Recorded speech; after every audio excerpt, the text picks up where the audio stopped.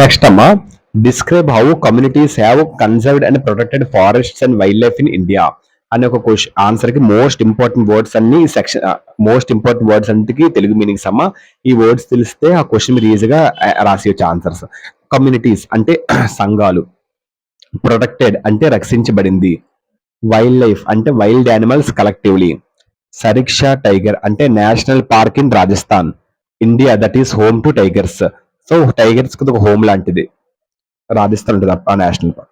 Mining అంటే గనుల తవ్వకం, wild life protection act అంటే వన్యప్రాణుల రక్షణ చట్టం, ప్రొటెక్టింగ్ అంటే రక్షించడం, ఎక్స్ప్లి ఎక్స్ప్లిసిట్లీ అంటే స్పష్టంగా, రిజెక్టింగ్ అంటే తిరస్కరించడం, చిప్కో మూవ్మెంట్ అంటే non violent forest conservation movement in India అంటే హింస లేని forest conservation movement in India 1970s లో.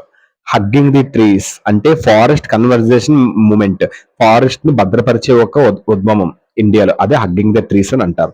లంబర్ జాక్స్ అంటే someone whose job is to cut down trees for wood, ఎవరిదో ఒక ఉద్యోగం ఏంటి, ట్రీస్ ని కట్ చేయడం వుడ్ కోసం.